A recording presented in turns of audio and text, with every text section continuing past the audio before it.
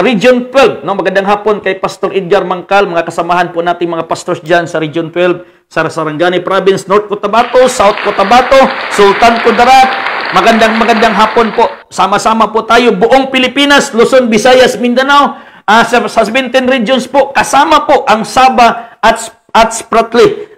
Lupa po yan ng pangako para po sa mga anak ng Diyos. Okay? So, tuloy-tuloy po tayo sa ating mga gawain ngayon.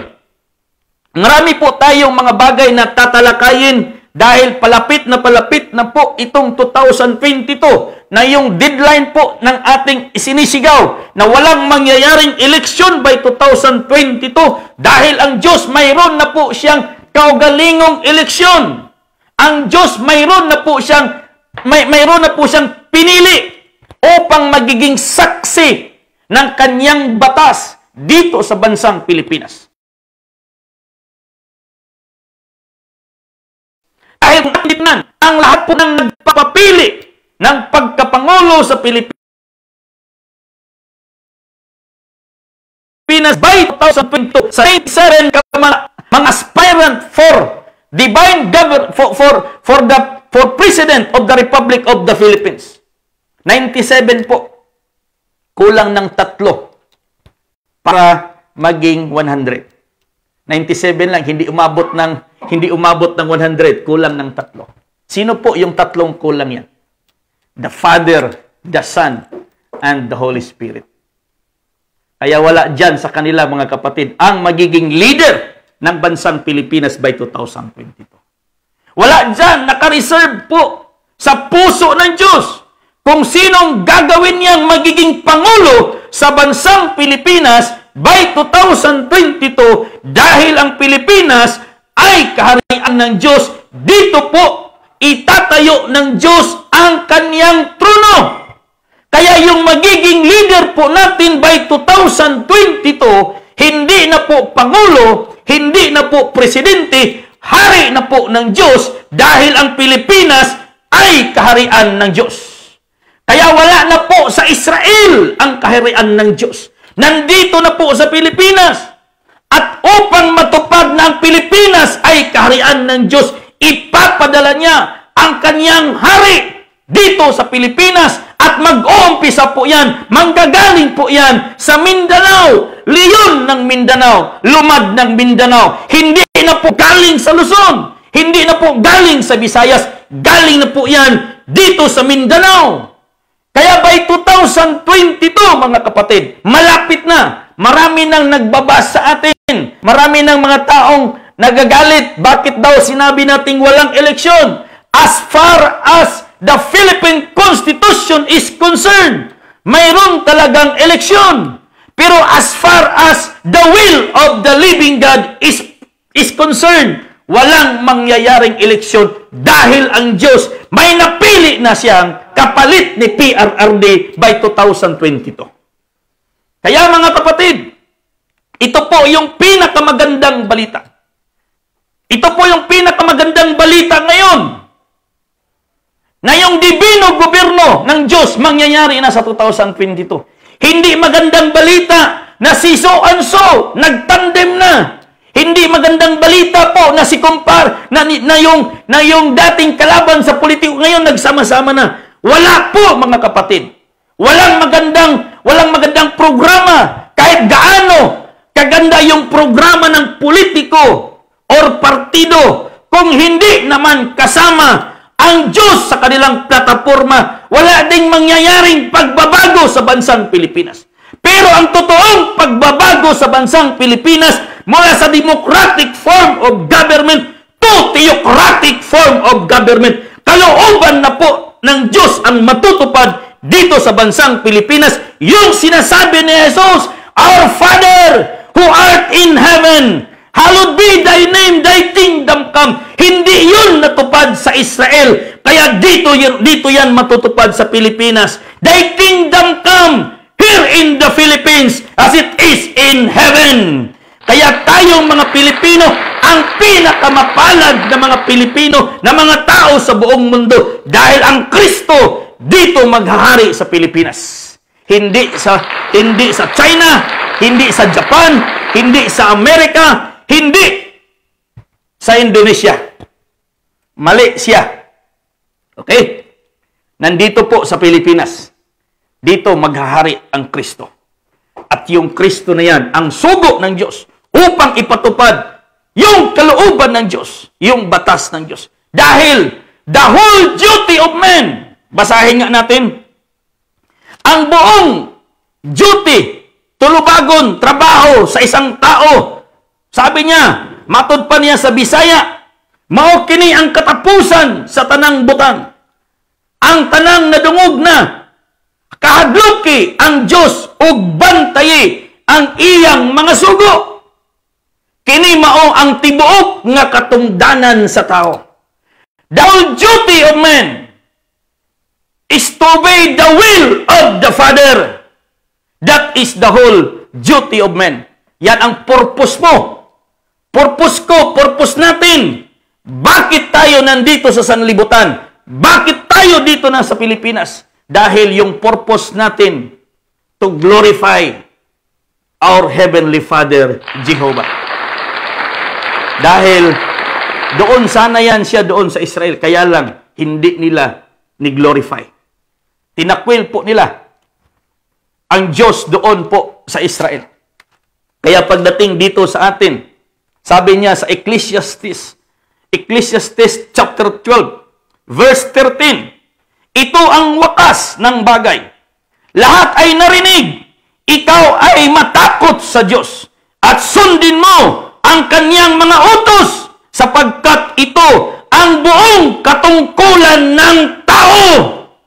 Sabi niya, let us hear the conclusion of the whole matter. Fear God and keep His commandments, for this is the whole duty of man. Mga kapatid, Luzon, Visayas, Mindanao, 2022, ipapatupad ng Diyos ang kanyang buong kalooban dito sa bansang Pilipinas, ang kanyang batas, upang ang mga anak ng Diyos na mga Pilipino magiging sakdal, magiging banal sa kanyang harapan sa pamamagitan sa pagsunod ng kanyang kalooban. Hindi kalooban ni founder, hindi kalooban ni pastor, hindi kalooban ng mga regional leaders. Kalooban ng Diyos ang ating sundin. Hindi kalooban ng politiko. Hindi kalooban ng partido. Kalooban ng Diyos ang ating sundin, because that is the whole duty of man, na sundin natin ang kanyang kalooban. Kaya, yun ang sinasabi ni Jesus. Thy kingdom come, thy will be done. Yung kalooban ng Diyos ang ating sundin. Hindi kalooban ng politiko na kung hindi ka magpirma, hindi ka bigyan ng ayuda. Okay? Kung hindi ka mag-sign ng kanilang application form for membership, hindi ka mabigyan ng ayuda. Magandang hapon. Okay, kay Brother Philip Salvador, no? Yung ating kapatid na Salvador, dyan po, Salvador Sibilia, dyan po sa Manawag, Pangasinan. Bro, magandang hapon. Kay Brother Jerry Iringan, no? Magandang hapon po. At kay Madam Iron Queen Masong Reforest, no? Kay Madam Iron Queen Masong Reforest or Maglasang. Magandang hapon po, Madam. Magandang hapon po at maraming salamat sa pag-guest po, no? Pag-guest po sa ating programa, no? Magandang hapon at kay Ma'am Monjera Blo at kay Imelda Directo Collado at kay John Lord Macalisang. Magandang hapon po. So, ganun po mga kapatid. Nire-recognize natin yung mga nanonood sa ating live. No? Hindi naman natin nila lahat kasi marami ding mga nag-live na bisag galurat imong matagatan-aw sa ilaha, di ka nila pansinon. Pero dito sa atin, basta makita natin, mag-pop up yung notification, i-kuan natin, no? I-recognize po natin kasi baka sa sunod na live natin, hindi na magtanaw, mangluod na ba?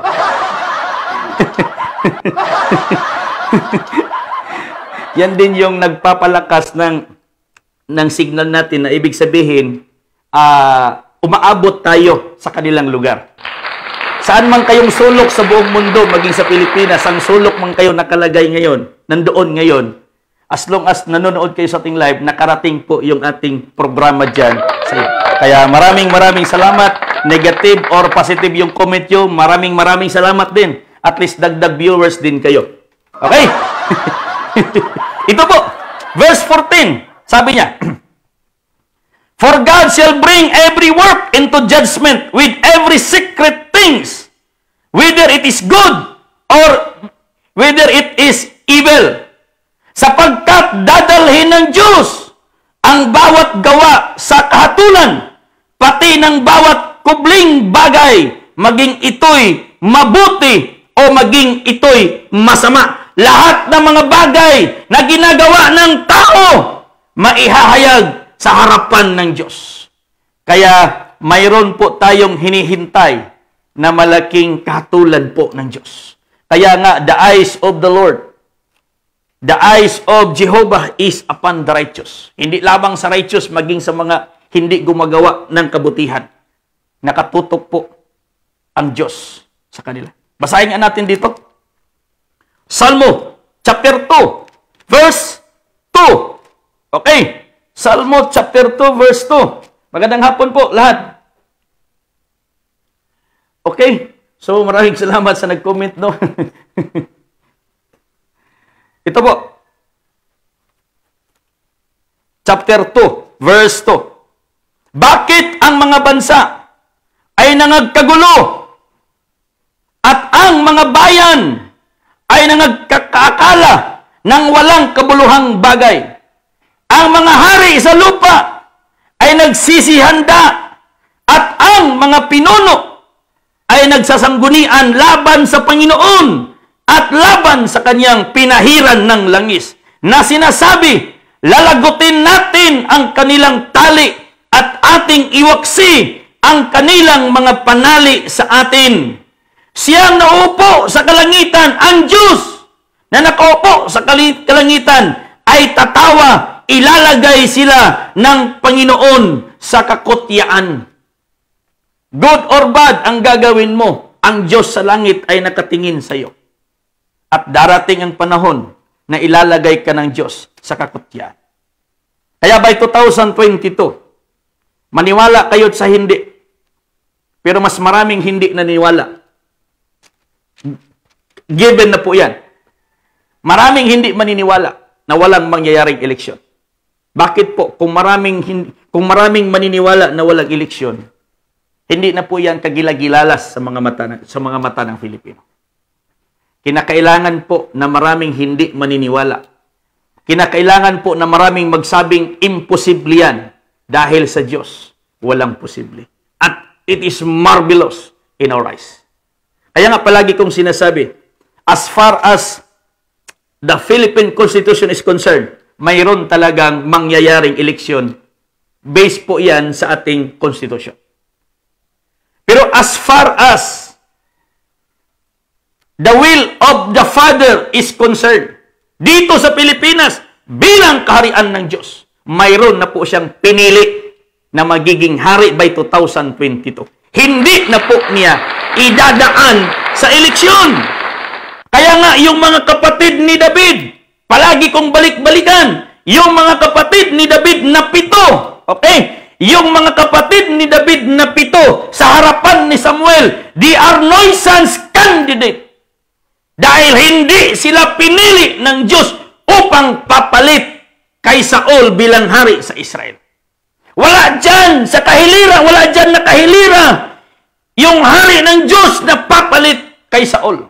Wala sa harapan ni Samuel.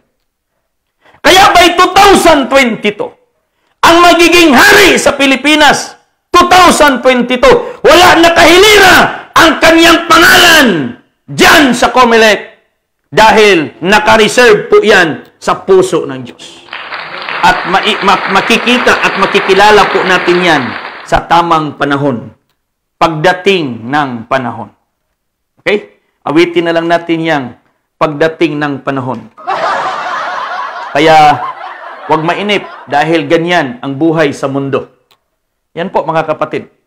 Kaya, tapos na po ang political will. Kaya nga, palagi nating sinasabi, sarado na po yung 30. Okay? Sarado na po yung 30. Sarado na. Sarado na po yung 30 itong Kamao. Kaya nga, ito po yung sign ni PRRD Kamao. dahil sarado na po yung 30. Kaya nandito naman po tayo ngayon, the big one, the chosen one, the anointed one, not the appointed one, but the anointed one of God, Jehovah. Yan po ang kanyang pinili, si Haring David, na maghahari sa Pilipinas. Kaya, marami nang natatakot. Okay? Marami nang mga natatakot, pero ang matatakot lang, yung mga masasama. Kagaya po ng sinabi ni Solomon, ang mga masasama ay tumatakbo na walang humahabol. Pero ang mga anak ng Diyos, ang mga mabubuti, matatapang na parang leon, hindi matatapang na parang buaya. Matatapang sila na parang leon, hindi buaya. Ito po, sinabi niya. Ang masama ay tumatakas ng walang taong humahabol. Ngunit ang mga matuwid ay matapang na parang leon. At ito na po ngayon, ang turno ng leon. Tapos na po ang turno ng agila. Wala nang turno ang tigre. Tapos na po ang turno ng Luzon. Tapos na po ang turno ng Visayas. Turno naman ngayon ng Mindanao. Kaya Mindanao is the land of promise dahil dito manggagaling ang hari ng Diyos na magtutupad ng promise ng Diyos sa bansang Pilipinas. Kaya wala na. Tapos na po. Sarado na. Ang role ng Luzon, tapos na. Ang role ng Luzon, tapos na ang role ng Visayas. Nandito naman po tayo sa Mindanao. Ang kasunod ni PRRD mula Mindanao, leon ng Mindanao, lumad ng Mindanao. Hindi po buaya ng Mindanao. Okay? Hindi po agila ng Mindanao. Hindi anak ng agila. Leon ng Mindanao. Kaya, tuloy-tuloy po tayo kay Nani Mamitis. Okay? Magandang hapon po at kay Ronel Di Guzman. Bro, magandang hapon. At maraming salamat sa patuloy na pagsubaybay. Okay? Sana po yung mga kaibigan natin, makantabay po kayo. Kay Ma'am Iron, no? Iron Queen, Masong Reforest. Itong iron kasi mga kapatid, tapos na yung kamay na bakal. Nandito na po tayo ngayon sa rod of iron, pamalong puthaw. Okay? Tapos na po yung kamay na bakal. Nasa pamalong puthaw na po tayo. Pamalong bakal. Pamalong puthaw. Pamalong bakal. Rod of iron. Basahin natin. Salmo chapter 2. Verse. Ito po. Thou shalt break them with rod of iron. Thou shalt dust them in pieces like a potter's vessel. Be wise now, therefore, O ye king, be instructed, ye judges of the earth. Kaya tapos na yung turno ng kamay na bakal. Rod of iron na po ta, mga kaibigan. Kaya yung mga iron dyan, no? Iron, forest. Totoo po yung iron. Dahil yung iron, no? Maganda po yung iron. Di ko lang muna sasabihin yung meaning ng iron. Baka magalit po si Madam Iron. Pero maganda po yung meaning ng iron, no? baka sabihin nilang angkon-angkon ta. No? Iron. Isagani real owner. Now, tik-atik lang yun. Pero totoo. Okay, tutuloy po tayo mga kapatid. Rod of iron ang turno ngayon. Hindi na po kamay na bakal. Kaya nga tapos na po yung political will. Tapos na po yung political will.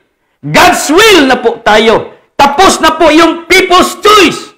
Mula po panahon ni Aguinaldo, panahon ni Quezon, panahon po ni PRRD. They are people's choice to become leader of the Philippines. But in 2022, mayroon na pong napili ang Diyos na magiging hari sa bansang Pilipinas. At yan po ay nakareserve. Wala dyan sa Comelec, mga kapatid, ang pangalan niya. Kagaya po sa panahon ni Samuel, wala po sa harapan ni Samuel, wala po sa mga 7 kapatid ni Samuel, itong pinili ng Diyos na kapalit ni Haring Saul. Kaya nga, si PRRD, siya po yung ika-16 president. Okay? Ika-16 president. Ika-16, 1 plus 6, 7. Yung ating mga aspirant ngayon, 16 din. Kasi 97, 9 plus 7 is 16. 16 po sila. 7 po. Pero kung titingnan mo, okay? Yung race po ng logo ng Malacanang, yung seal of the president diyan po sa Malacanang. 8 po 'yan. 8 guhit po 'yan. Okay? At yung pangwalo diyan, yung leon. At yan po sa Haring David. Dahil si David po, mga kapatid, 8. Okay? Dahil 2022, matutupad na po yung 888, 888. Okay? Tapos na po yung 666, mga anak yan ng Diyos. Tapos na po yung 77, yan po yung divine wealth. Para po yan sa divine government, sa mga anak ng Diyos. Nandito naman po tayo sa 888, 888. Bakit po?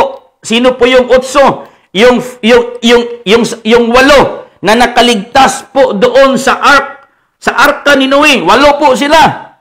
At saka yung mga 8 anak ni Abraham. At si David, pang 8 anak ni Isai. Yan po, mga kapatid. Kaya darating po si David na pang 8. Wala po siya sa 97 dahil siya po yung pang 98. Naka-reserve po siya. Kaya kulang ng 3 ang 97 para maging 100. Kung nagiging 100 po yun, nandoon po yung Spirit. Kaya yung 3 kulang dyan, Father, Son, and Spirit. Kaya naging 97 lang. Dahil yung Father and Son, yung Father and Spirit, nandoon kay David, naka-reserve. Kaya nga, kinuha ng Diyos. Yung anointing ni Saul,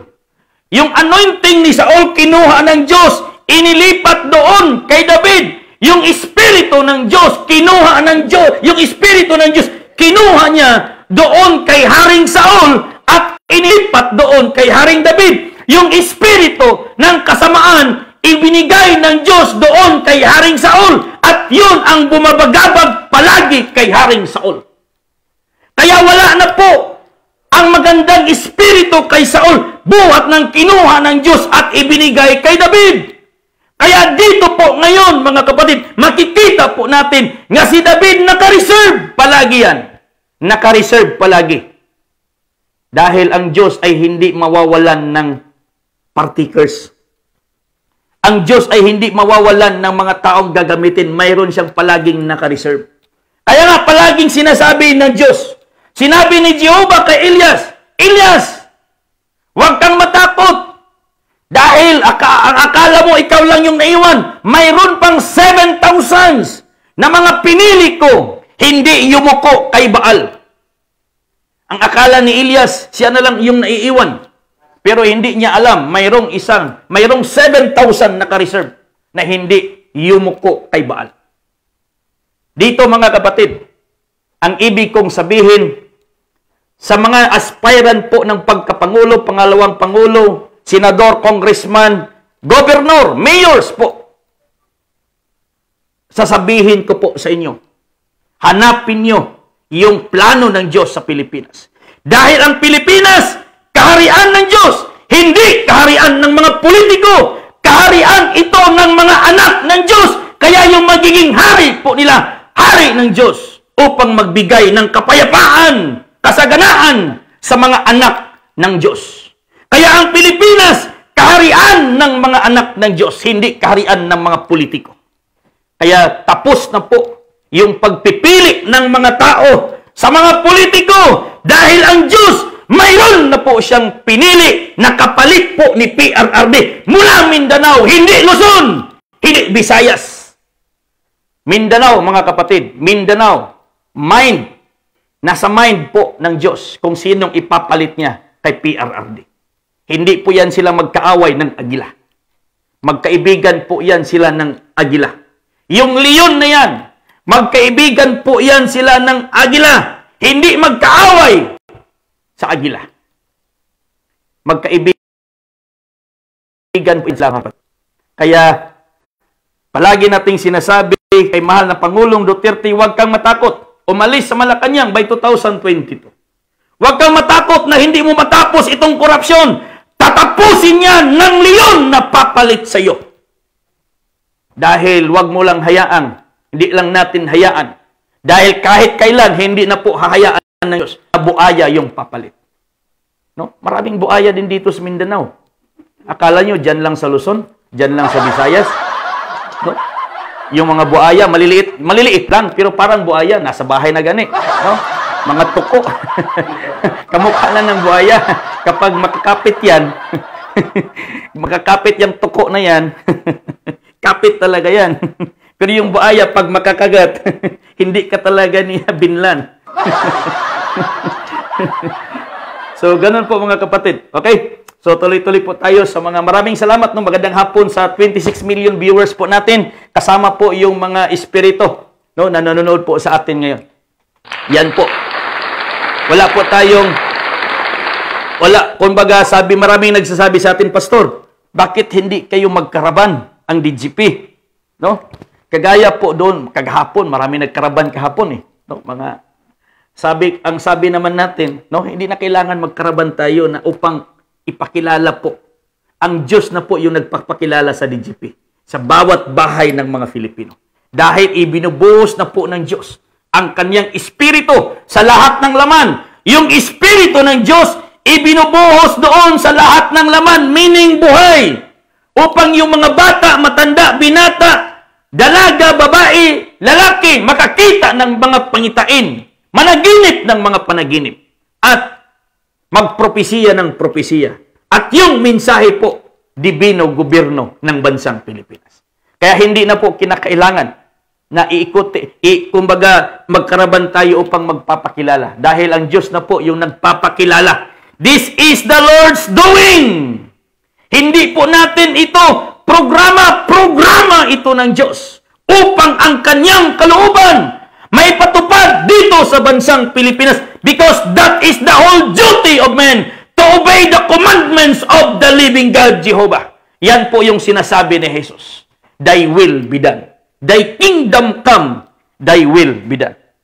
Yan lang po yung hindi na ipatupad niya doon sa Israel. At dito po yan ipatutupad. Kailan ipatutupad yan? 2022. Hindi po 2033 or 34 or 52. 2022 po. Dahil yan po yung pagdating ng pamanhonon. Nasa script po tayo ng Matthew chapter 25 verse 1 up to 13. Yung iba dyan, maraming nakafocus dyan sa Matthew chapter 25, pero nakafocus doon sa uwel. Nakafocus doon sa deuterium. Nakafocus doon sa bagay na idaragdag. Hindi po nakaligtaan po nila yung groom na dumating. Sa tunga-tunga sa gabi Okay? Sa tunga-tunga sa gabi ang pamanhonon mo abot, pero daghan ang naghulat. Dili pamanhonon ang giabot, ang gihulat. Dili pamanhonon ang gihulat, kundi deuterium ang gihulat. Nakalimutan ang pamanhonon. Yan po ang nakaligtaan. Kaya nung nagsabi dyan na binago natin yung programa ng founder ng The Kingdom of God, hindi po natin binago. Gi-enhance lang po natin. Gi-refined lang po natin. Kagaya po kay Jesus. Ang rule po ni Jesus, pinadala ng Ama upang maghari sa Israel. Uupo siya doon sa luklukan ng kanyang ama na si David. Yun po yung kanyang mission. Uupo doon sa trono ni David na kanyang ama. According po sa prophecy sa Lucas chapter 1 verse 32 and 33. Kaya lang, biglang nagbago. Hindi siya nakaupo doon sa luklukan ng kanyang ama na si David. Dahil ipinako siya sa cross. Mayroong pagbabago. Yung programa ni Dr. Jose Rizal noon, hanggang ngayon mayroong pagbabago. Yung programa ni Dr. Moncado noon, yung akala ninyong mayroong pagbabago, totoo yan. Magbabago talaga kasi gi-refine lang po natin. Okay? Gi-enhance lang po natin. Kung noon, ang picture sa una, mga hindi lang HD, karon mga HD na. No? Gi-enhance lang po natin yung programa ng Diyos. Kaya 2022, ito po yung programa ng Diyos. This is the instruction of Jehovah.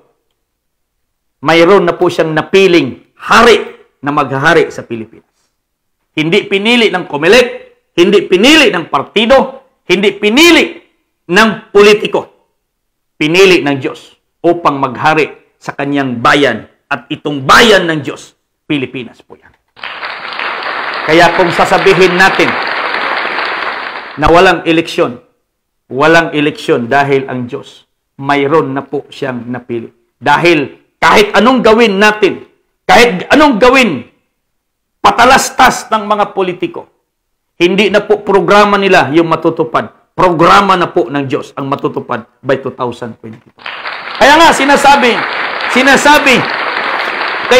sinasabi ni Pablo, I am not ashamed to preach the gospel. Yun po yung sinasabi. Hindi siya nahihiya. Dito po sa Pilipinas, hindi po tayo mahihiya na isigaw na walang mangyayaring eleksyon 2022. Dahil ang Diyos, mayroon na po siyang napili. Sabi niya, sapagkat hindi ko ikinahihiya ang Ebanghelyo, sapagkat siyang kapangyarihan ng Diyos sa ikaliligtas ng bawat sumasampalataya, unay sa mga Hudyo at ngayon din sa mga Grigo. For I am not ashamed of the gospel of Christ. For this is the power of God unto salvation to everyone that believe, to the Jews first, unto the Greeks. Now, I am not ashamed to preach the gospel of the divine government of the Philippines na mangyayari dito sa Pilipinas, because this is the will of the Father na magbibigay sa atin ng totoong kaligtasan sa bawat Pilipinong maniniwala sa dibinong gobyerno ng bansang Pilipinas. Hindi po natin yan ikinahiya. Ito po ang programa ng Diyos. Hindi po ito programa ni Real Witness or mga pastors. Programa ito ng Diyos. Hindi po natin pinopromote ang politiko. Wala po tayong pinopromote na politiko or partido or kandidato. Yung pinopromote natin, yung gobyerno ng Diyos na mangyayari dito sa Pilipinas. Yan po yung ating pinopromote. Yan po yung ating ini-endorse. Kaya mapalad ang mga Filipinong maniniwala sa dibino gobyerno ng Pilipinas sa 2000. Bakit po mapalad? Dahil ang sabi po ng Biblia, sabi niya, Lucas chapter 12 verse 32, huwag kayong mga takot, munting kawan, sapagkat nakalulugod na mainam sa inyong Ama ang sa inyo'y ibibigay ang kaharian. Okay? English, sabi niya, fear not, little flock, for it is your Father's good pleasure to give you the kingdom. Bisaya, no? Tagalog, Bisaya, English. Kasi, para maintindihan natin, di mo ko kabsa. Kasi, minsan, hindi natin, makaligtaan natin na yung kausap pala natin, taga Bisaya. No? Ito po, sinabi niya sa Bisaya. Kasi magandang pakinggan sa Bisaya. No? Ayaw na kamo pagkahadlok gamayng panon, kay gikahimutan sa inyong amahan ang paghatag kaninyo sa gingharian. Pilipinas ang gingharian sa Diyos. Kung ang Pilipinas ang gingharian sa Diyos, ang leader sa Pilipinas, hari ng Diyos. Kaya ang lahat ng naniniwala sa DGP, huwag kayong matakot dahil tayo po ang binigyan ng kaharian ng Diyos dahil darating ang kanyang hari, the anointed one, the chosen one, si Haring David. Kaya, fear not, little flock. Kung tutusin natin, maliit lang po tayo. Yung mga leaders lang po natin, 17 regions at mga provinces. Okay? Yan lang po mga kapatid. Kasi wala tayong listahan. Hindi po tayo nagpalista ng mga pangalan ng mga nasa barangay, individual. Wala po tayo. No? Kung tutuusin po, mabibilang lang po sa kamay yung mga leaders natin. Bakit po ganyan? Dahil leaders po yung inotos. Dahil ang lahat ng Pilipinas, beneficiary po yan sa gobyerno ng Diyos. Dilaw ka man, pulahan ka man, iluhan ka man, putian ka man, ituman ka man, no? Laguman ka man. Tayong lahat, beneficiary ng gobyerno ng Diyos. Kaya walang pinipili, pantay-pantay. This is the government of equality, fraternity, and brotherhood. That is DGP. Yan po yung sinasabi ni Dr. Hilario Camino Moncado. I am the way of equality. I am the truth of fraternity. And I am the life of liberty. That is equilibrium. Yan po yung kanyang gusto noon. Kung siya'y nagiging presidente sa Pilipinas, 1941, ang gusto niya, ang Pilipino at saka Amerikano, pantay-pantay ang kanilang pamumuhay dito sa Pilipinas, maging doon sa Amerika. Kaya pinopromote niyang equality, fraternity, and brotherhood. Yun po yung sinasabi ni Jesus. I am the way, the truth, and the life. No one comes to the Father but through me. Inulit ni Dr. Moncado, sabi niya, I am the way of equality. I am the truth of fraternity. And I am the life of liberty. Kaya nga, siya po yung life of liberty dahil siya po yung kumuha ng kalayaan ng mga Pilipino doon sa Amerika, 1946, July 4. Siya po yung pumili ng pizza ng July 4, 1946, dahil noong July 4, 1942, doon po siya nakatakas, buhat siyang ikinulong ng mga Hapon doon sa Fort Santiago, 1942. July 4. Kaya nang pinili niya yung pizza ng kalayaan ng Pilipinas, pinili niya July 4, 1946. Dahil July 4, yan din po yung kalayaan ng Amerika, 1776. Okay? Yan po mga kapatid, yung sikreto na dapat malaman po ng ating mga kababayang Pilipino. Sabihin man nilang hindi yung mga sinasabi natin wala sa Biblia. Baka yung mga nagsasabi hindi lang alam yung Biblia. Yung mga nagsasabi na yung mga sinasabi natin wala sa Biblia, ikaw siguro na nagsabi hindi lang ka siguro nagbabasa ng Biblia. Gaya po yan, kasal. No? Magandang hapon kay Brother Rene Apolinario. Bro, magandang hapon. Magandang hapon, mate. No? Diyan sa Esperanza, no? Mga classmate ko dyan noon ng mga Hilonggo, mga Ilocano, mga Muslim, no? Naimbag na malam at mayadgid nga hapon sa inyo dira tanan. No? Yun lang, yun lang po yung alam ko. At kay Brother Cyrus Kayubit, bro, magandang hapon dyan po sa yung ating provincial leader po sa Rizal Province. Mga Kayubit family, magandang hapon. Okay, so tuloy kay Brother Tornia Serio Junior. Bro, magandang hapon. No, mga Tornia family dyan sa Luzon, dyan sa Manila. At dito naman po sa North Cotabato, yung aking mga membro noon sa church, no, sa Magpet, Bungolanon, Magpet, North Cotabato. Magandang hapon, no, sa mga Tornia family. Kay Bong Hiron, magandang hapon, bro. No? Kay Bong Hiron, magandang hapon at maraming salamat po sa comment. No? So, kung hindi mo nagustuhan, umalis ka na lang dito. So, kaya nga yung palagi nating sinasabi, yung mga nagsasabi na yung Jehovah hindi totoong pangalan ng Diyos, hahamunin kita. Kung kaya mong tanggalin yung pangalan ni Jehovah sa Biblia mo, tanggalin mo. Dahil kung hindi mo kayang tanggalin, ikaw ang tanggalin ni Jehovah dito sa lupa. Dahil wala kang pakinabang sa mga tao. Okay? Yan po yung hamon natin. Sa mga nagsasabi dyan na maraming pangalan ng Diyos.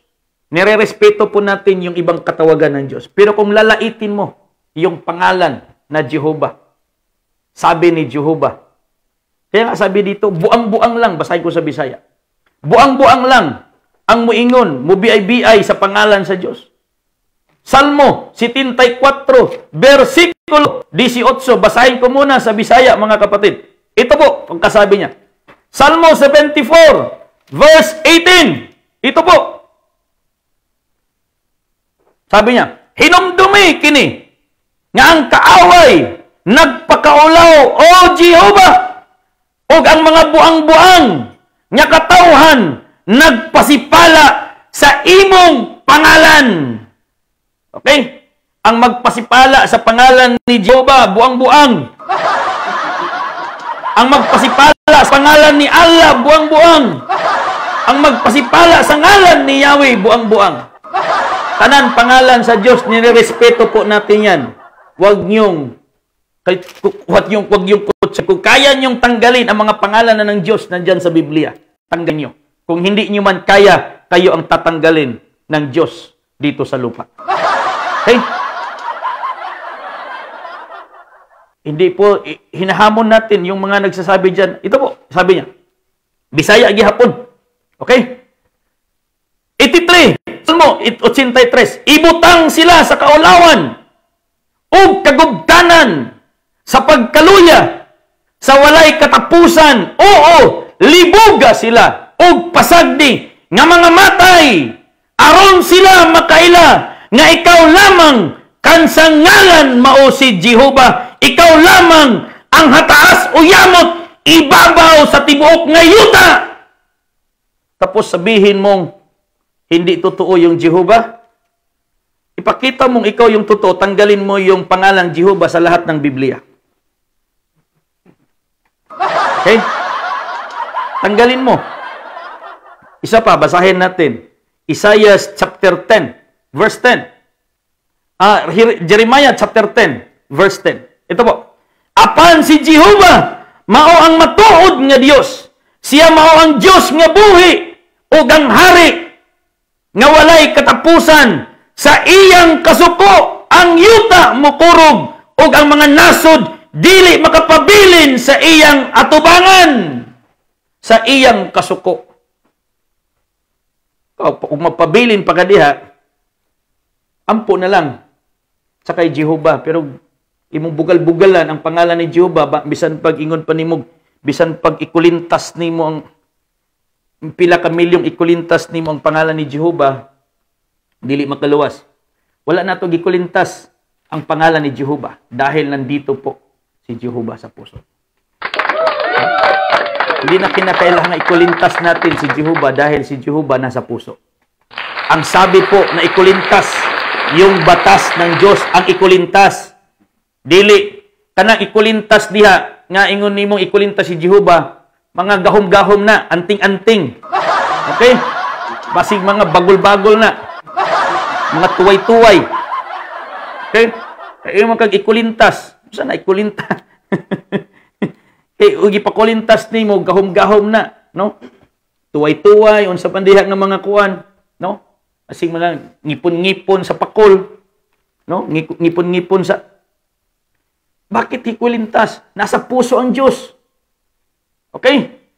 Kaya nga ang sinabi diyan, kayo ang templo ng Diyos. Hindi sinasabi na kayo ang kulintas. Ikulintas niyo ang Diyos. Sama ng klase nga. Ang ikulintas ang balaod sa Diyos. Pero yung Diyos, ilagay mo sa puso. Dahil sinasabi dyan, blessed are the pure in heart, for they will see God. Kung hindi pure ang puso mo, hindi papasok din ang Diyos sa puso mo. Okay? Kaya huwag yung hamunin ang Diyos. Dahil ang Diyos, magpabilin siyang Diyos. Walang mawawala sa Diyos. Mas maraming mawawala sa mga taong kumukutya sa Diyos. Okay, magandang hapon. Tuloy-tuloy po tayo kay Madam Raquel Cabuberde. Magandang hapon po. Mga Cabuberde family, no, dyan po sa Dipolog. At mga Dumaog family dyan po sa Barangay Mujang, dito po sa Island Garden City of Samal. Sa mga kaibigan po natin, mga Mongkadista, mga Rizalista, mga Sabadista, lahat po ng mga Maita, magandang hapon po sa inyong lahat. Okay? So maraming salamat sa mga nakasubaybay po sa ating programa, sa ating live. Ito po ngayon ang labanan sa spiritual. Dahil pinupull down po natin yung strongholds and principality dito sa bansang Pilipinas. Yung mga naghari-haring Diyos-Diyusan. Dahil ang totoong Diyos, maghahari na po siya dito sa kanyang bayan. Yan po si Jehovah. Okay? Pinupull down po natin yung mga strongholds and principalities. Kaya kung ikaw isa sa mga principality at strongholds dyan, sasagasaan ka talaga. Okay? Buaya ka man. Bitbiton ragi hapong kasaliyon. Okay? Nasa Mindanao, buaya. Nasa Luzon din, nasa Visayas din. Mayroon pong mga leon din doon.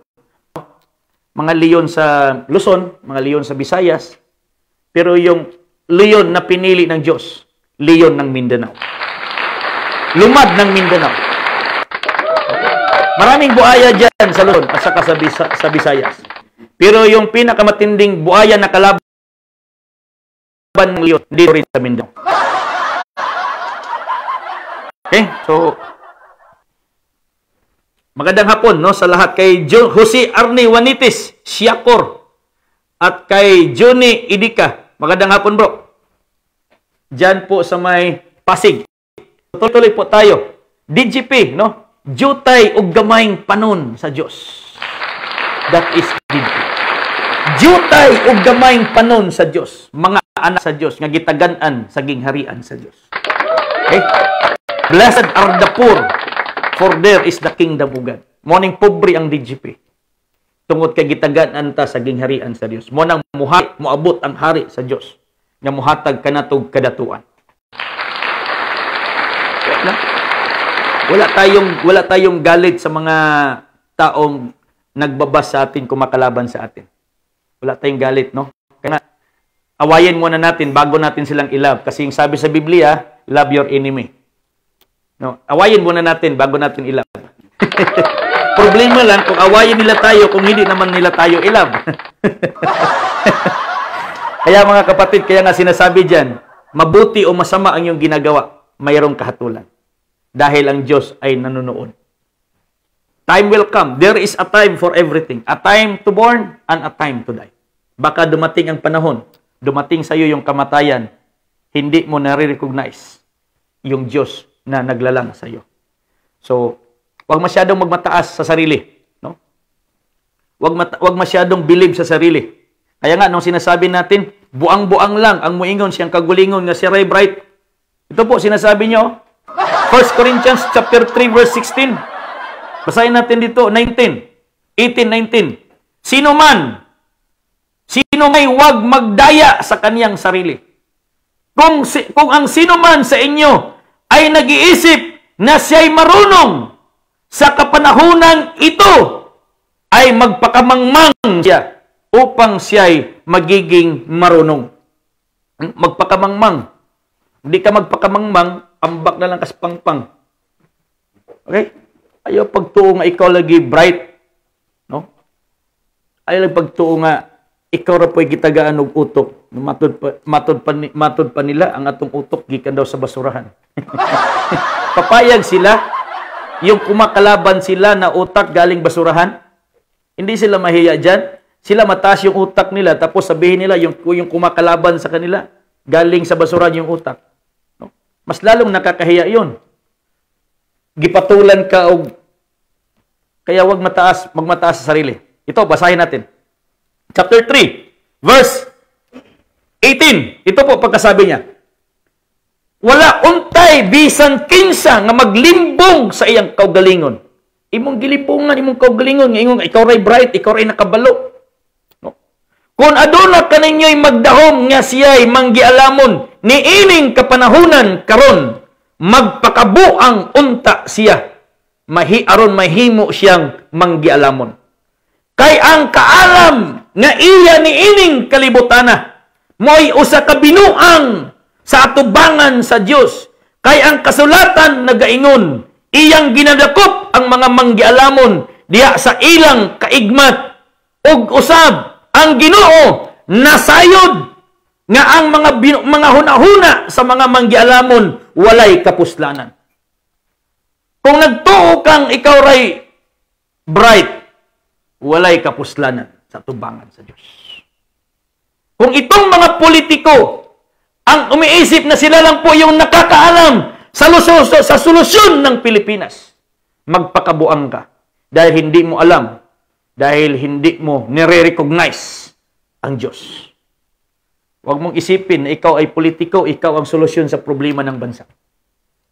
Huwag mong isipin na ikaw ay mayor, ikaw ang solusyon sa problema ng lungsod o syudad o probinsya. Diyos ang pag-asa ng Pilipinas. Diyos ang pag-asa ng Pilipinas. Hindi politiko, hindi partido, hindi politiko o bisantin sa nga pangalan ng politiko ang tagapagligtas ng Pilipinas. Diyos ang tagapagligtas ng Pilipinas. Huwag mong isipin na ikaw na lang yung nakakaalam. Dahil kunin din ni Lord yung sinasabi mong kaalaman yan. Dahil ang Diyos, siya ang naglagay ng mga hari, siya din ang magkuha ng mga hari. Ibinibigay niya doon sa mga tao mapagkumbaba sa Kanya, hindi doon sa mapagmataas sa Kanya. Upang sila ay makakilala na ang Diyos lamang na si Jehovah ang gamhanan din sa ibabaw sa yuta. Mulang sa mga nagatamay, uulitin ko sa lahat po ng nangungutya na hindi totoo yung pangalang Jehovah na Diyos na Jehovah. Tanggalin nyo sa Biblia yung Jehovahang pangalan. Kung hindi nyo makayang tanggalin, kayo ang tatanggalin ni Jehovah dito sa lupa. Kaya balik po tayo. Lucas chapter 12, verse 33. Blessed, do not fear, little flock. Kaya tayo mga DGP, wag po tayong matakot. Kasama natin ang Diyos. Okay? God is with us. Kasama natin ang Diyos dahil programa ito ng Diyos. Diyos, God, Panginoon. That is DGP. Si Jehovah po. Kasama po natin ang Diyos. At ito'y magiging kagilagilalas sa lahat ng mga mata sa buong Pilipinas kapag ang DGP maiproklama na 2022. Kung si politiko ngayon ang magiging ang mananalo, kung ang Taga-Luzon ang mananalo, hindi rin maluwalhati ang Diyos. Dahil expected na yan. Kung si Visayas ang mananalo, okay, hindi rin maluwalhati ang Diyos. Dahil expected na yan. Kung taga Mindanao ang manalo na nakahilira sa pamilik ang pangalan, expected din yan dahil may pera. Pero kung ang DGP ang may proklama 2022, lahat ng Pilipino mamangha dahil ito po ay the Lord's doing at magiging kagilagilalas po sa mga lahat ng mga mata ng Pilipino. At dyan po maluwalhati ang Diyos. Kailangan natin luwalhatiin ang Diyos.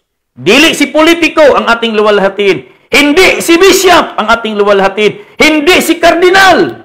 Hindi si pope ang ating luwalhatiin.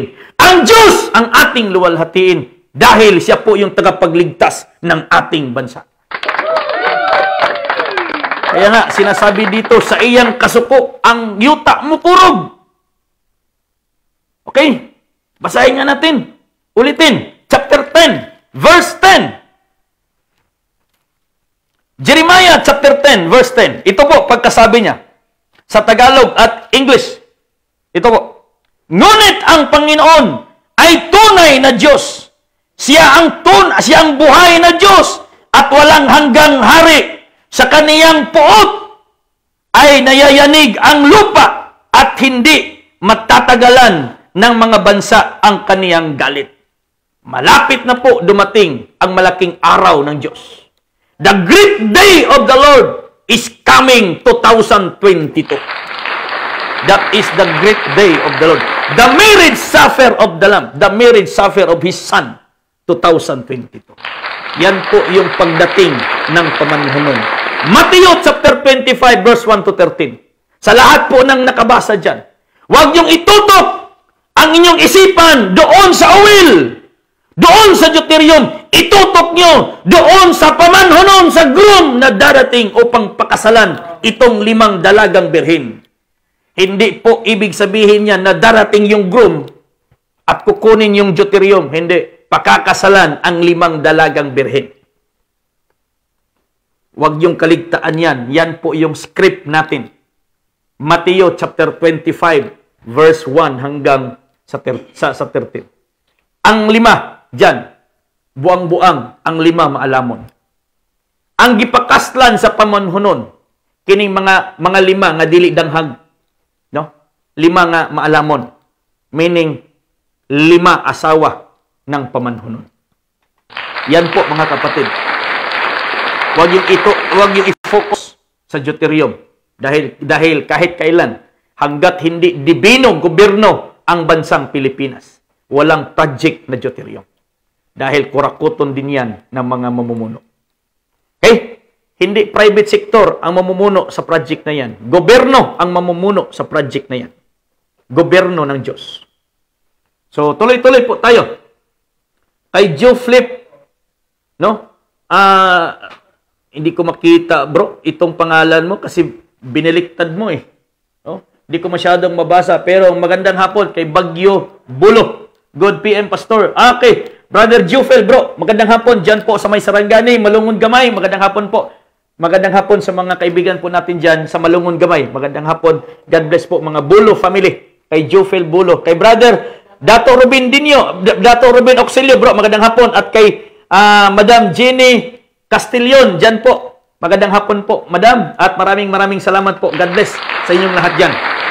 Sa 24 million na viewers po natin, God bless po sa inyong lahat. Ilang oras na ba tayo? Uy, hapit na mag-2 oras. Okay, so tuloy-tuloy po tayong mga kapatid. Huwag tayong matakot. Dahil ngayong November 4, mayroon po tayong gagawing parade. Okay? Mayroon po tayong gagawing karaban. Karaban po yan sa due-time panon ng mga anak sa Diyos. Okay? November 4, sa birthday po ni Dr. Hilario Camino Moncado, in the 6th years anniversary of the real witness of the living God, magkakaroon po tayo ng prayer caravan. At iikutin po natin ang lugar kung saan pong lugar na yan. Iikutin po natin yan. Yan po yung parade ng mga little flock na gitagan-an sa gingharian sa Diyos. We are due-time panon, DGP. Kaya wag tayong matakot dahil yung pinopromote natin, gobyerno ng Diyos. Hari ng Diyos. Hindi natin pinopromote na itong Pilipinas kaharian ng mga kurakot. Yung pinopromote natin na itong Pilipinas ay gobyerno ng Diyos. Kaya yung Pilipinas magiging kaharian ng Diyos, trono ng Diyos, at yung magiging leader po natin, hari ng Diyos, leon po ng Mindanao. Kaya tapos na po yung biyaheng Duterte. Nasa biyaheng DGP na po tayo. Yung ating driver, yung leon po ng Mindanao, hihintayin po natin yung paglabas ng leon na yan. Okay? Hihintayin po natin yung paglabas ng leon na yan. Kaya nga yung leon, yung mga mabubuti kahit gaano katapang ang leon, pero kung mga mabubuting mga tao, hindi niya lalapain. Yung mga masasama lang, ang lalapain yan. No? Tingnan natin sa panahon ni Daniel. Si Daniel tinapon doon sa may kuweba na punong-puno ng leon. Pero dahil sa kabutihan ni Daniel, dahil ang puso ni Daniel, pinupugaran po ng Diyos ang puso ni Daniel.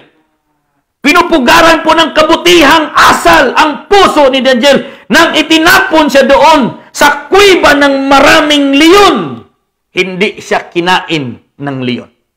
Dahil ang leon at ang mabuti, magkaibigan po yan.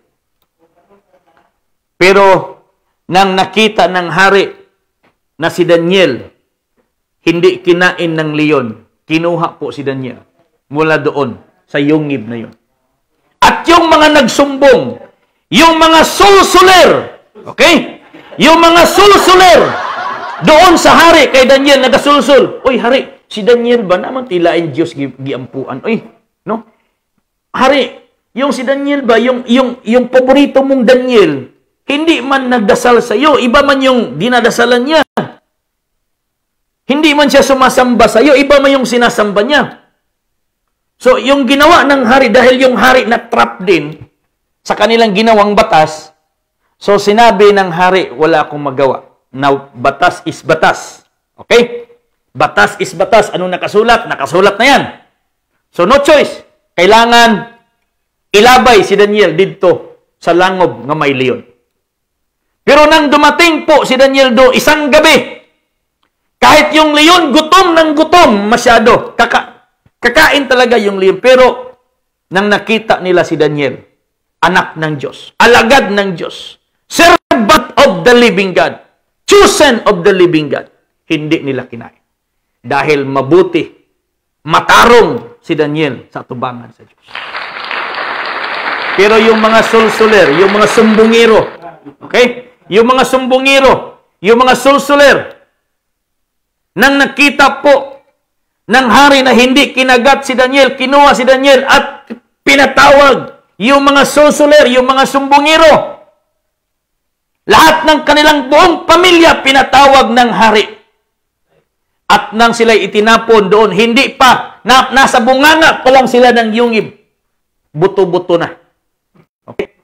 Hurot na ang ilahang mga lawas. Dahil ang Diyos, galit na galit. Kayang gamitin ng Diyos ang galit ng leon para sa mga kasamaan. Kayang gamitin ng Diyos ang galit ng kanyang mga nilalang upang kanyang ibigay ang hostisya sa mga kanyang mga anak. Okay, yung buaya na dyan, baka moro po na yung muunay sa inyo, ha? Moro po na yung muunay ang buaya. So, ang mga matutuwid, ang mga masasama ay tumatakbo, tumatakas na walang taong humahabol. Ngunit ang mga matutuwid ay matatapang na parang leon. Hindi po tayo nagtapang-tapangan dito. Ginagawa lang po natin yung utos ng Diyos, yung instruction. Kaya nga sinabi ni Samuel kay Saul, obedience is better than sacrifice. To obey the instruction is better than sacrifice. Itong ginagawa natin, this is the instruction of Jehovah na walang mangyayaring election 2022. Obedience is better than pangungutya ng buong Pilipinas. Kaya, ito po, this is the Lord's doing. Magalit na po yung magalit na magsasabi dyan, bakit sinasabi ni Pastor na walang election? Magalit na po yung magalit. Ito po yung sabi ng Diyos. Walang eleksyon dahil mayroon na po siyang napiling si Haring David. Maniwala mat sa hindi yung mga politiko. This is the Lord's doing. This is the God's will, not man's will, not political will, but this is the God's will na yung kanyang kalooban matutupad na. Kaya nga sinasabi palagi ni Jesus, matutupad ang iyong kaharian dito sa lupa papunta sa langit. Thy kingdom come here on earth as it is in heaven. Yung magpapatok niyan ng kaharian ng Diyos, anak ng Diyos, hari ng Diyos. Hindi anak ng agila. Hindi hari-hari. Okay? Totoong hari ng Diyos. Hindi maghari-hari sa kanilang bayan, sa kanilang lugar, sa kanilang grupo. No? Hindi maghari-hari. Takot-takutin lang po yung yung mga sakop para itawag ng isang hari. No? Pero kung sa hantak pa na, maharian kakaduha, pagsunod anang ikatulo, patay gina. No? Kaya ang likod anang bariya, hari patay marmana. Kaya sa mga leader po natin, 2022, hanapin natin yung programa ng Diyos. Maniwala kayo mga politiko, hindi na po programa ninyo yung matutupad. Kahit gaano kaganda yung inyong programa, plataforma, sa inyong bansa, sa bansang Pilipinas, sa inyong probinsya, sa inyong lugar, dito, kahit dito sa syudad, kahit gaano ang kaganda inyong plataforma, i-align nyo sa programa ng Diyos. Dahil ang Pilipinas, paraiso ito ng Diyos. Paraiso ito ng Diyos. Nandito na po tayo ngayon sa Omega. Yung Alpha noon, paraiso. Ibabalik ng Omega yung pagkaparaiso noon sa panahon ni Adan at ni Eva. Kaya lilinisin ng Diyos ang lahat ng kasamaan dito sa Pilipinas. Lilinisin ng Diyos ang lahat ng kurakot dito sa Pilipinas. Lilinisin ng Diyos ang lahat ng criminalities dito sa Pilipinas. Lilinisin ng Diyos ang lahat ng drug lords dito sa Pilipinas. Dahil yung totoong Lord ang maghahari, hindi yung mga waiting Lord, drug lord, o ano pa diyang mga Lord. Totoong Lord, yung Diyos yung anak ng Diyos ang maghahari dito sa Pilipinas dahil ang Pilipinas, kaharian ng Diyos. Okay? Kaya, mga kaibigan po natin, Luzon, Visayas, Mindanao, lahat po ng advocates po ng DGP, huwag kayong matakot. Huwag kayong matakot na sabihin sa inyo bakit walang eleksyon dahil this is the Lord's doing.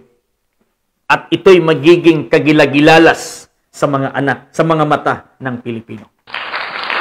Ito'y magiging kagilagilalas sa mga mata ng Pilipino. Kaya nga, tukuron ang DGP, bisan sa masamok nga panahon, bisan daghan samok-samok ni ini nga panahon. Ang gobyerno sa Diyos, matuman yun 2022. Kaya, manalig tayo sa Diyos. Munang dili ta mahadlok, mga jutayng panon, tungod kay kita ang gisaaran sa gingharian sa Diyos. Ang jutayng panon, mga kabus. No? Kita ang gisaaran sa gingharian sa Diyos. Kaya nga, sinasabi niya, Matthew chapter 25, verse 34. Ito po yung pagkasabi niya, mga kapatid. Sa Tagalog, sa Bisaya, ug ang hari magaingon kanila, diha sa iyang tuo, umari kamo, o mga dinaig sa akong amahan, panunda ninyo ang gingharian, nga gitagana, alang kaninyo, sukad para pagtukod sa kalibutan. Panunda ninyo ang gingharian, nga gitagana, kaninyo sa amahan, sukad pa sa pagsugod sa kalibutan, kinsay gisaaran, kadtong gamayng panon. At yun po yung mga anak ng Diyos. At yun po, mga kapatid, ang mga advocates po ng DGP. Tayo po yung mga maliliit na panon. Little flocks. Dahil maliit lang po tayo, konti lang po tayo. Pero millions, billions of angels and spirit na sumasama po sa atin. Dahil magtaka ka, pag makashare ka ng divine government sa iyong kapitbahay, magtaka sila. Saan galing yung kaalaman mo? Hindi nila alam. Ang Diyos yung nag-utos sa iyo upang mailaganap yung kaniyang kaharian. Nailaganap na po, mga kapatid.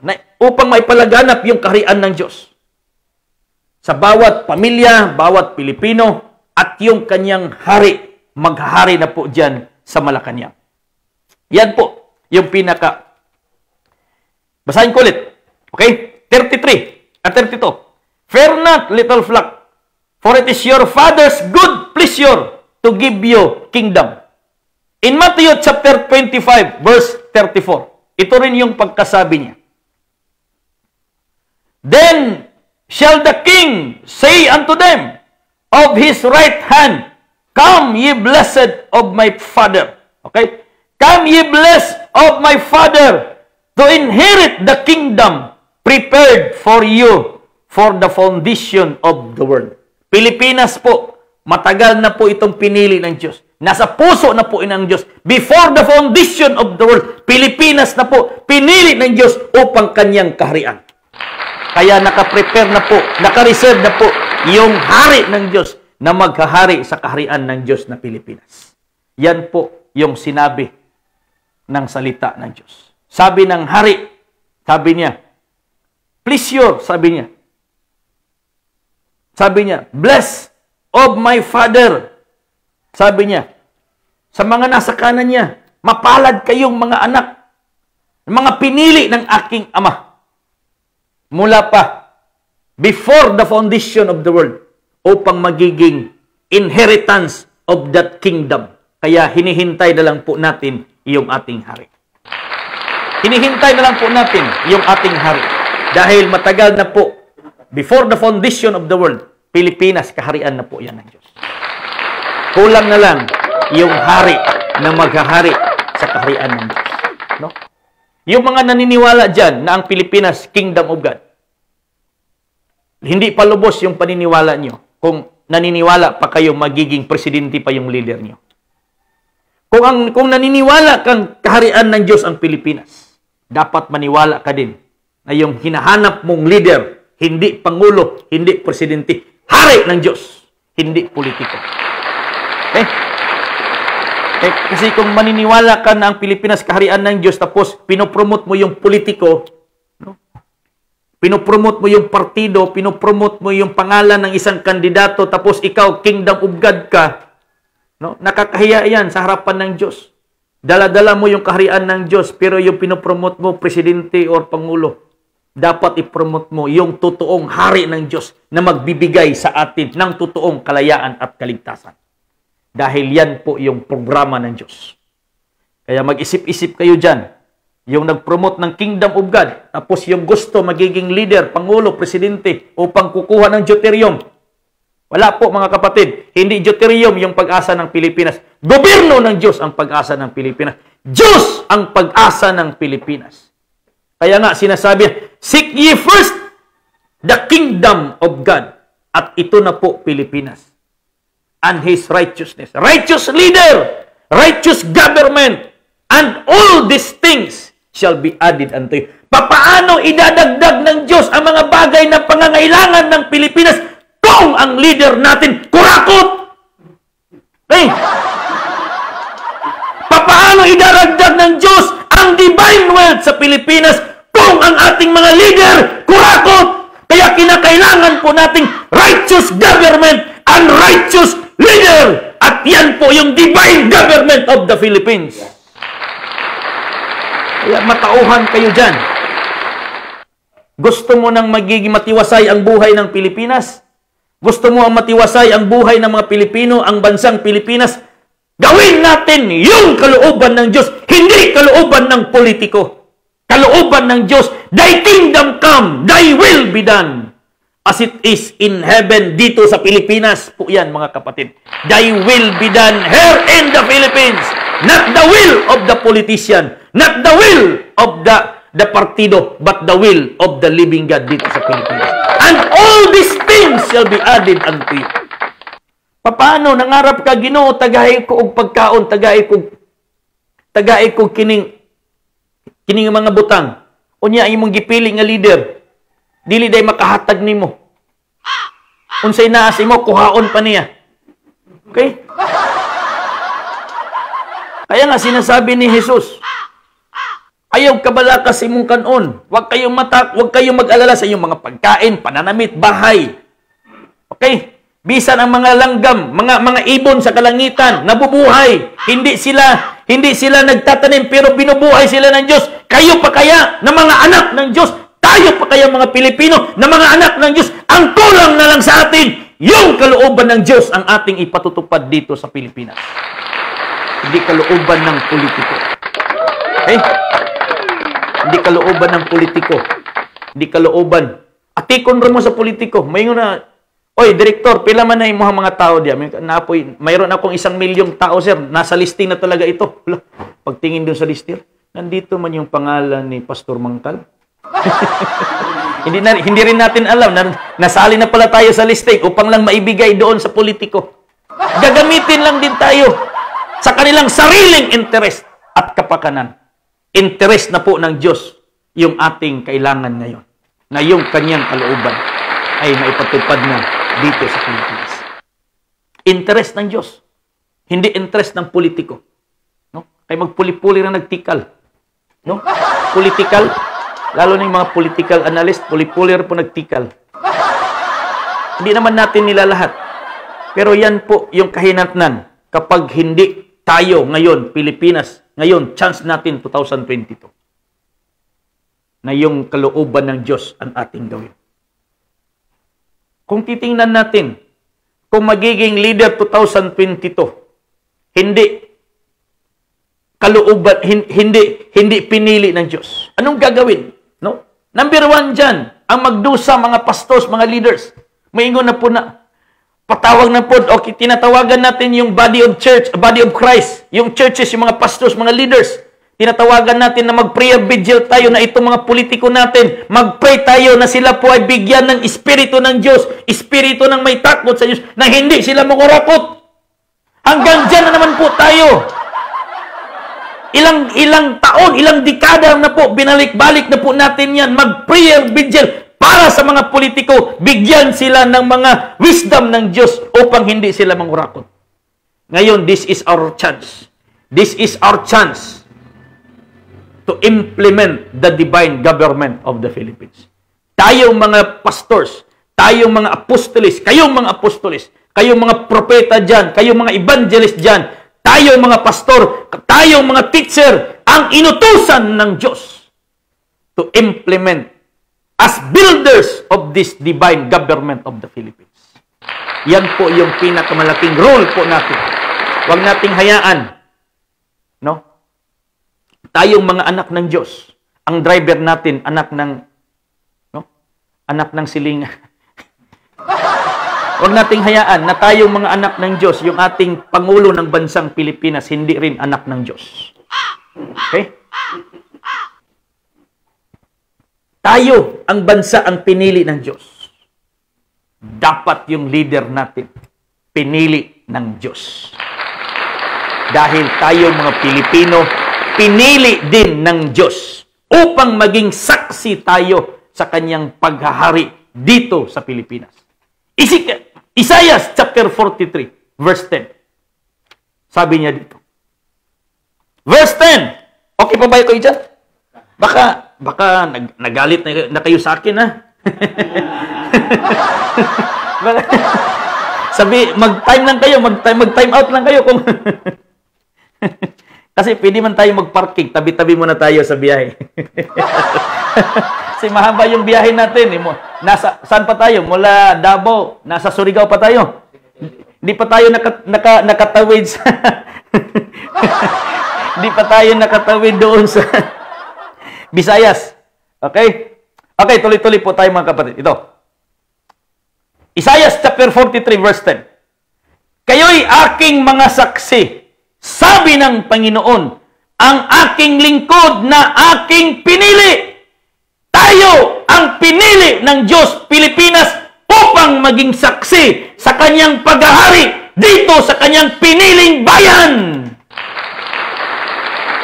Tapos, proud pa kang leader sa politiko? No? Pinili na ganit sa Diyos nga nasod. Mo nang ang magiging leader nato pinili na pod sa Diyos. Dili pinili sa COMELEC. Dili pinili sa politiko o sa partido. Pinili ng Diyos. Dili pinili sa mga tao. Pinili ng Diyos. Upang sa pamamagitan niya maluwalhati ang Diyos sa kanyang piniling bayan. Kaya nga tayong Pilipinas, pinili tayo eh. Pilipinas. No? Pinili tayo. Sabi niya, ye are my witnesses, saith the Lord, and my servant whom I have chosen, that ye may know and believe me, and understand that I am He. Before me there was no God formed, neither shall there be after me. Then I am the Lord, and besides me there is no Savior. Kaya hindi si politiko ang ating tagapagligtas, si Jehovah ang ating tagapagligtas dahil pinili na niya ang ating bayang Pilipinas na kanyang paghaharian. Okay? We are blessed dahil tayo po ang bansang pinili ng Diyos. Since time immemorial, since the world began, ever since the world began, before the foundation of the world, pinili na po itong Pilipinas na paghaharian niya. Ang Alpha at Omega. Kaya pinili na po din niya ang hari na kanyang pauupuin sa kanyang kaharian. At pinili na lang din po ng Diyos yung mga Pilipinong makakasama sa kanyang paghahari. Pinili na po yan ng Diyos. Pipiliin. Kung ayaw mo magpapili, oh, no problem. Okay? Dahil yung mga nakasumpong lang ng dibino gobyerno na programa ng Diyos ang isa sa mga pinipili ng Diyos. Kaya tayo ang diyutay panon. Diyutay o gamayng panon, magparid na karong November 4, parid sa mga anak, parid sa mga ilis sa mga anak ng Diyos sa Israel. 2021, November 4, sa birthday po ni Dr. Hilario Camino Moncado, magkakaroon po tayo ng prayer caravan. This is the caravan of the Vicarious Fidelity. pagkahalili ng mga anak ng Diyos sa Israel. Dahil tayo po, ang gamayng panahon nga gipili sa Diyos, beneficiary po ng kanyang kaharian. Dahil nandyan po yung hari ng Diyos, ipapadala niya upang maghahari sa atin. Kaya huwag tayong matakot kung maraming mangungutya. Huwag tayong matakot kung maraming nagsasabing hindi totoo yan.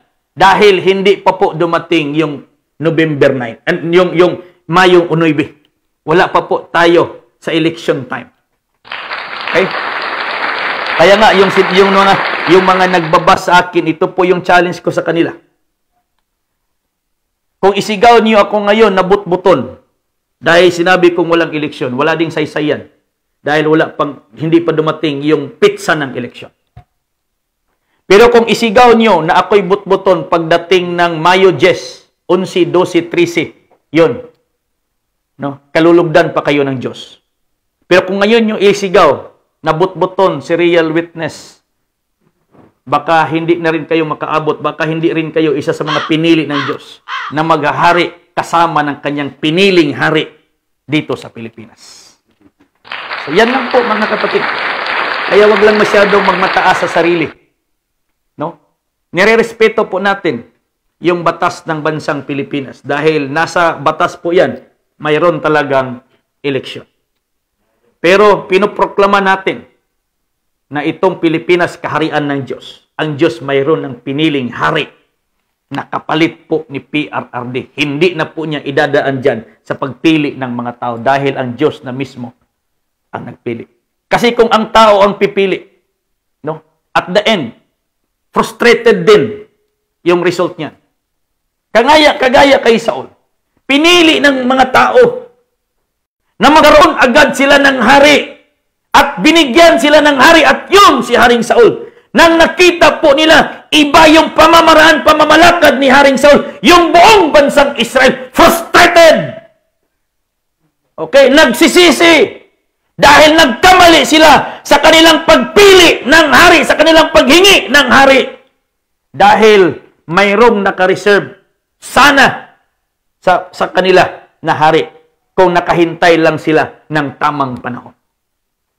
2016, mga kapatid. Maraming mga Pilipino umaasa na maiahon itong bansang Pilipinas. Humihingi ng Diyos. Humihingi tayo sa Diyos noon na bigyan tayo ng leader na may takot sa Diyos. Humihingi tayo ng leader na magbigay sa atin ng kasaganaan, magbigay sa atin ng solusyon ng ating bansa, problema ng ating bansa, magbigay sa atin ng kalayaan. 2016, hindi naman natin biniblame yung ating mahal na Pangulo. Pero yung maraming mga Pilipinang frustrated dahil hindi na-meet yung kanilang kagustuhan, hindi na-perform ng ating mahal na Pangulo.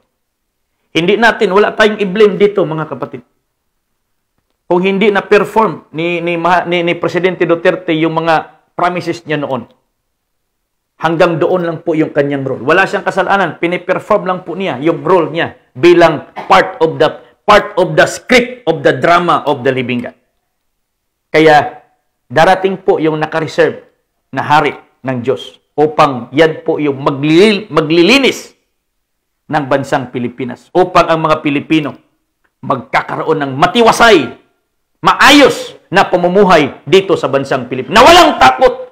Walang takot sa mga hold-upper, walang takot sa mga masasamang elemento dahil kasama na po natin ang Diyos dito sa bansang Pilipinas.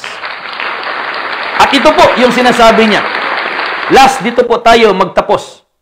Isaiah chapter 26, verse 9. Ito po, sabi niya.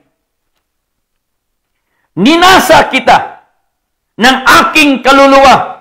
Sa gabi, oo, ng diwa ko sa loob ko, ay hanapin kita ng masikap sapagkat pag nasa lupa na ang iyong kahatulan, ay nangatututo ng katwiran ang mga mananahan sa sanglibutan.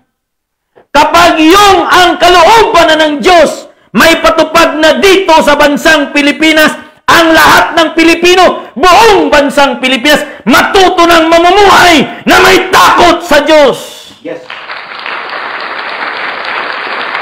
For when thy judgment are in the earth, the inhabitants of the world will learn righteousness.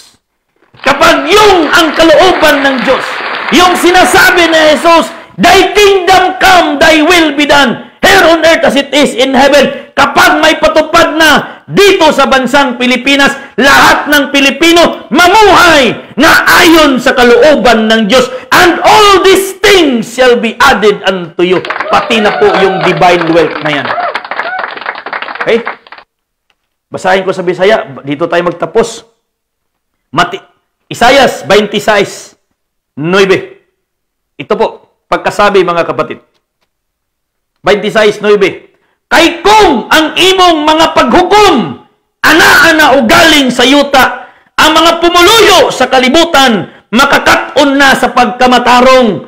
Kay kung ang DGP ma-implement 2022, tanan Pilipino, makakat-on na sa pagpuyo nga matarong at ubangan sa Diyos. Kaya, blessed tayong mga Pilipino dahil tayo ang piniling bansa ng Diyos na kanyang paghaharian. Dito ang trono ng Diyos. Kapag yung batas ng Diyos maipatupad na dito sa bansang Pilipinas as the supreme law of the Philippines, lahat ng Pilipino ay matuto na at matakot na sa Diyos. May respeto na sa Diyos. May paggalang na sa Diyos. Hindi na mangungutya sa Diyos. And all these things, lahat ng bagay na kinakailangan mo, pati everlasting life, kailangan mo, ibibigay yan ng Diyos kapag yung kanyang kalooban may patupad na po dito sa bansang Pilipinas. Kaya nga sinasabi niya, uban sa akong kalag, ginatinguha ko ikaw. Sa magabi, oo, sa akong espiritu, sa sulod nako, pangitaon ko ikaw. Sa tinuod gayod, kay kung ang imong paghukom, ana-ana o galing sa yuta, ang mga pumuluyo sa kalibutan, makakat-on na sa pagkamatarong. Kay kung ang imong paghukom, ana-ana sa Pilipinas by 2022, ang mga pumuluyo sa Pilipinas, makakat-on na sa pagdaig, paghimaya sa Diyos, paghatag o kahimayaan ngadto sa atong magbubuhat sa langit o sa yuta nga mao si Jehovah. Okay? Kaya maraming salamat sa lahat po ng mga naniniwala sa DGP. You are part sa gamayng panon sa Diyos. Hihintayin po natin yung kanyang hari. Darating po yung kanyang hari. Sa mga naniniwala dyan ng Pilipinas ay kaharian ng Diyos, darating po yung kanyang piniling hari. Hindi politiko yung darating. Hindi pangulo yung darating. Hari ng Diyos yung darating. Hindi 2033, hindi 2052. Yung pagdating ng hari ng Diyos. 2022. Yung pagdating ng hari ng Diyos. Magandang hapon, no? Maraming salamat kay Wilfredo Villanueva. Bro, magandang hapon. At kay Ma'am Melodina Mera Dunuga, magandang hapon po, Dam, no? Maraming salamat sa pagtanaw. At kay White Dabma, kay Ma'am Elizabeth Orke, at kay Jokes Sanchez, bro, magandang hapon. No, God bless po. At kay Brother Rolando Guse. Lahat tayo naghahangad ng matiwasay na pamumuhay sa Pilipinas. Lahat tayong Pilipino gusto na maayos yung ating pamumuhay sa Pilipinas. Lahat tayong Pilipino gusto na maayos, maganda, totoo yung mamumuno sa Pilipinas. Pero yung lahat ng gusto nating maayos, hindi yan mangyayari kung hindi natin masusumpungan yung kalooban ng Diyos sa Pilipinas. Gusto mo ng pagbabago? Ikaw na Pilipino, gusto mo ng pagbabago? Baguhin mo yung sistema ng pag-iisip mo. By renewing your mind and renewing your heart. Hindi politiko yung pag-asa mo. Hindi si partido yung pag-asa mo. Hindi si kandidato. Hindi si mayor. Hindi si gobernador o si congressman. Or hindi yung mga tatakbong pangulo yung pag-asa ng Pilipinas. Diyos ang ating pag-asa sa Pilipinas. Kaya sana po, ito po yung aking dalangin sa lahat po ng mga Filipino. Na sana po, matauhan na po tayo sa katotohanan. Na tayo mga Pilipino, mga piniling mga anak ng Diyos. Dahil tayong ang Pilipinas, piniling bansa ng Diyos. Kaya mayroon na pong pinili ang Diyos na hari na kanyang ipapadala upang magiging leader po natin at ating tagapagligtas. Hindi si founder, hindi si chairman, hindi si pastor, hindi si cardinal, hindi si pope, or kahit sinong master dyan ang ating kaligtasan. Diyos ang ating kaligtasan. Yung hari ng Diyos ipapadala niya the only begotten Son, the chosen one, the anointed one, not the appointed one, not the disappointed one, but the anointed one of the living God. Yan po si Haring Diyos. Kaya huwag matakot, kasama natin ang Diyos. Maniwala ka lang sa programa ng Diyos. Walang mangyayaring kapahamakan sa iyo. Maniwala. Kahit nandyan na si Corona sa kapitbahay mo, kung ikaw ay maniwala sa programa ng Diyos, hindi yan makaakyat si coronavirus sa bahay mo. Kaya nga sinasabi ni David, 1,000 mga hulog sa kabila. Dito naman 10,000 sa kabila. Pero kahit kailan, hindi yan makalapit sa iyo dahil nandyan ang Diyos kasama mo.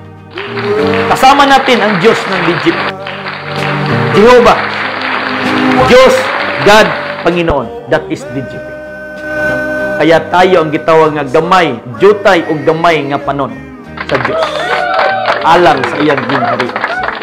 Kaya maraming salamat kay Ma'am Jean Fundabella. No, God bless po, Ma'am. God bless kay Brother. Thank you so much, Pastor Isagani Mangkal. Thank you, bro. Thank you, bro. No, kay Brother Rolando Gose. Okay, God bless po sa mga kaibigan po natin dyan, mga OFW. Darating ang panahon.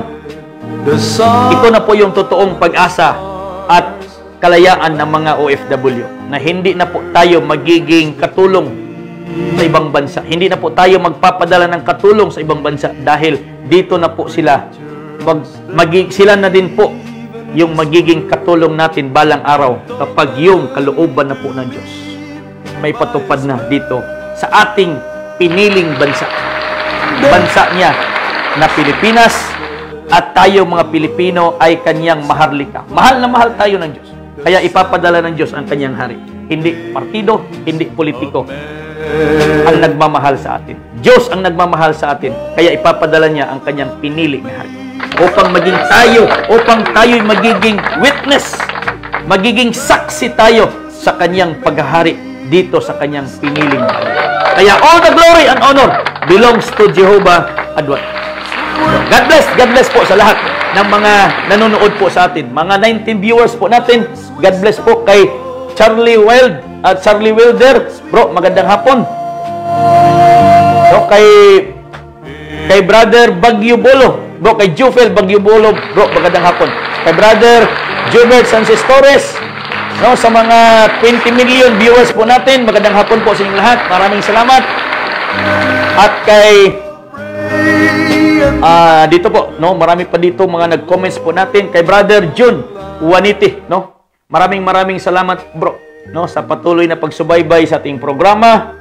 At kay Madam Maylin Intik Hiniso, magandang hapon po, Madam. At kay Berhelio Kunanan, God bless po, no, sa inyong lahat. Diyan po sa Norway, kay Madam Maylin, ingat-ingat po tayo diyan, no. At maniwala lang po tayo sa Diyos at maniwala lang po tayo sa Divine Government of the Philippines. Bibigyan po tayo ng Diyos ng totoong proteksyon. Okay? Kasama mo ang Diyos dyan sa Norway. Okay? Magandang hapon po. Maraming salamat. Kay Leo Gumo, magandang hapon. Kay Fidel Iraso, good BM Pastor from Commonwealth. Yes bro, magandang hapon sir. Dyan po sa Quezon City. Magandang hapon po. Kay Leo Gumo, no? Magandang hapon bro. At kay Dato Ruben Auxilio, magandang hapon kay Madam Jeannie Castillon, magandang hapon at maraming salamat. God bless. Kay Ma'am Maria David, kay Brother Johnny Idika, kay Culiado Emilda, magandang hapon po. Kay Madam Raquel Cabo Verde, kay Brother Benny Saklote, bro, dyan po sa Timunan. Kasama po yung ating provincial leader dyan, kay Sir Iskusya, magandang hapon po, no? Sa inyong lahat dyan. At kay Brother Rene Apolinario, bro, magandang hapon. Dyan po sa may Sultan Kudarat. No? Kay Brother Cyrus Kayubit, at kay Brother Tornia Serio, bro, magandang hapon. At kay Bong Heron, at kay Nani Mamitis, kay Ma'am Emily Iringan, at kay Ronel Di Guzman, at kay Brother Philip Salvador, at kay John Lord Macalisang, magandang hapon po. Mga pastors na nanonood po sa atin mula Luzon, Visayas, Mindanao, wala pong magbabago, no? Okay? Walang mawawala sa inyong pagkapastor kung kayo'y maniniwala sa DGP. Hindi yan makapa-impyerno sa iyo kung kayo'y maniniwala sa Dibino Gobyerno ng Pilipinas. Bagkus madadagdagan pa ang inyong kaalaman dahil ito po yung kalooban ng Diyos. Hindi na po kalooban ng pastor. Kalooban po ito ng Diyos. Kaya maraming salamat. Okay?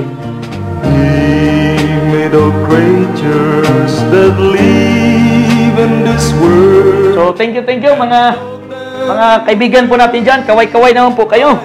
Okay? God bless po. God bless sa lahat-lahat. So, mga nanonood sa atin, sa ating mga katutubo, Luzon, Visayas, Mindanao, no, mga lumad, ito na po yung ating panahon.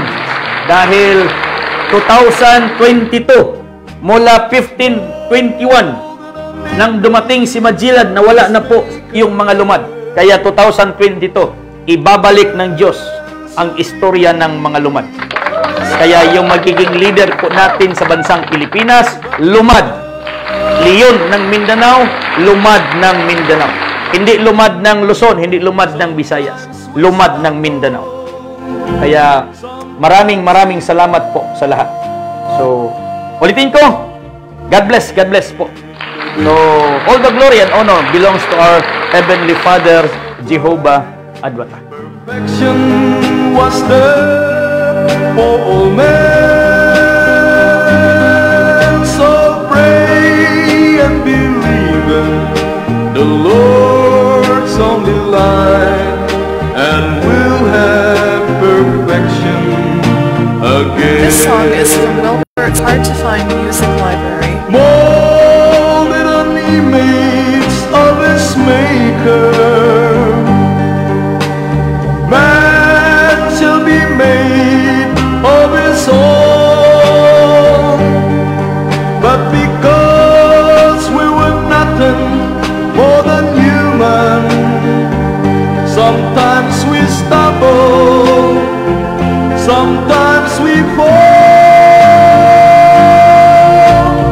In the beginning, the world was so bright, perfection was there for all men.